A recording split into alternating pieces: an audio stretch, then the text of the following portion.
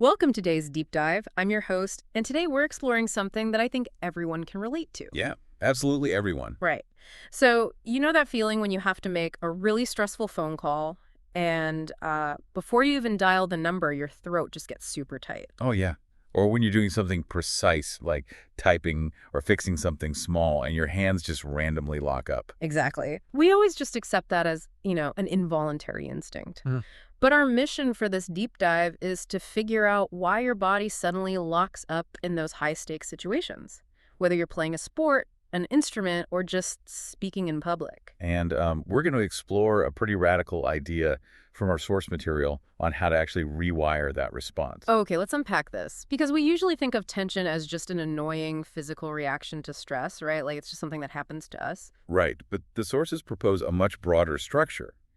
They suggest that a specific cognition, like a prediction or a situation, actually becomes associated with a bodily response through long-term learning. Wait, so if tension is something we learn, what does that learning process actually look like? Well, let's break down the normal sequence of movement first. Usually you recognize the need to move, you activate a motor program, and then you just move. Clean and simple. Exactly. But the abnormal pattern outlined in the sources shows what happens when we mess with that.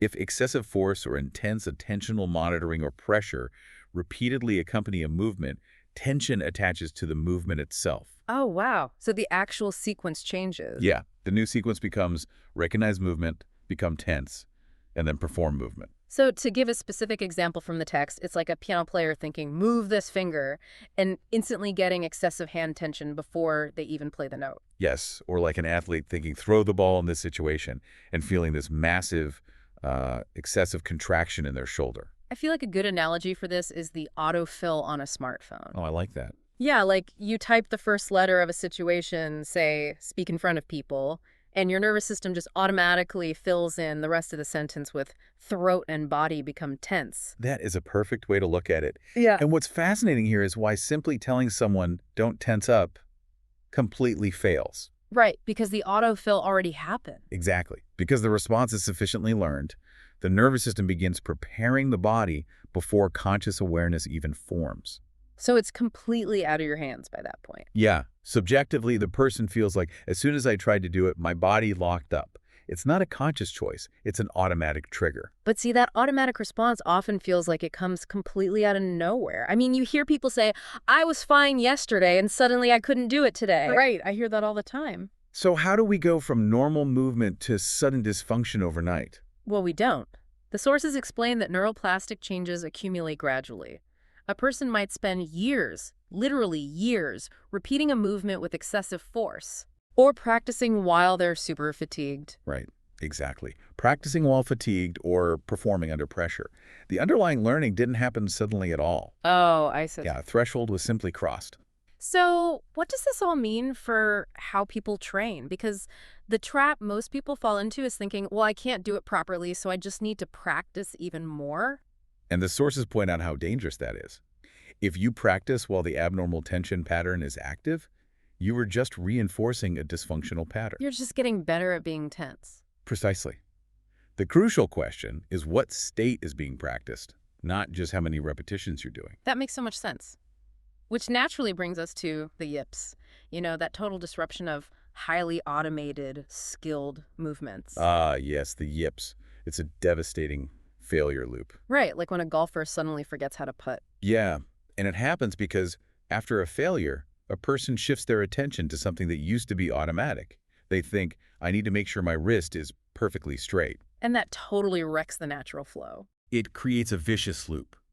Excessive monitoring leads to increased tension. That increased tension causes movement disruption, which leads to failure. And then they just anticipate failing the next time, right? Exactly. Anticipation of failure leads to even more monitoring, and the loop continues. Now, wait, I want to bring up focal dystonia here. That's those involuntary abnormal postures, like a musician's finger suddenly curling into their palm, right? Yes, but we have to be very careful to impartially report the source material here.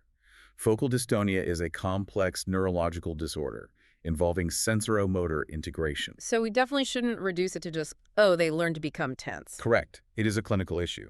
However, they do share a potentially relevant overlap.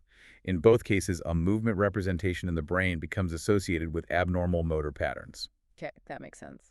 So here's where it gets really interesting. If neuroplasticity can wire us to be tense, can it wire us to be relaxed? Absolutely. The sources introduce this as the reverse learning hypothesis. I love the sound of that. Yeah, if specific cognition leading to tension can be reinforced, then specific cognition leading to relaxation can also be learned. So the goal isn't to fight the tension. No, not at all. The goal is to provide the nervous system with a competing alternative response. But there's a massive distinction in the text that I want to clarify. What is the difference between noticing tension and relaxing versus establishing relaxation beforehand? It's the difference between preemptive and reactive. Preventing tension is fundamentally different from trying to suppress it after it appears. Because if you wait until you feel it, the ordered fill already ran. Exactly. The new subjective experience should be, I know this situation makes me tense, so I will establish a relaxed sensation beforehand. You enter the situation, and the expected tension simply never appears. That reminds me of an anecdote from the source material. A user observed that applying relaxation before a triggering situation didn't just prevent the tension in that one moment. Right. It actually generalized. Yeah, it Yeah. generalized to a large portion of their everyday life. That's incredible. It really is. Okay, but I have a pushback question here. Isn't relaxation just the absence of tension? Like, why is this so hard for people to actually do? If we connect this to the bigger picture, most people simply don't have a practiced alternative to tension. What do you mean? Well, when they're stressed, they know how to endure, right? Huh. They use willpower, they take a deep breath, or they force themselves through it. He's white-knuckling it. Exactly. But those aren't genuinely different bodily states. They effectively only know one way to operate in that situation, which is tense. Wow. The source makes a great point that simply telling someone relax is completely useless if they don't have an actual bodily reference for what relaxation feels like. It's like asking them to speak a language they've never heard. Yeah. You have to change the problem from suppressing a response to expanding your available repertoire of bodily states. Okay, but wait. Tense isn't always bad, right? I mean, we need tension to, stand up and perform and actually do things. Oh, definitely. Yeah. And the text is very clear to clarify this. Tension is an essential physiological function. The goal is not permanent relaxation. Right, you don't want to just be a puddle on the floor during a presentation. No, definitely not. The goal is greater flexibility.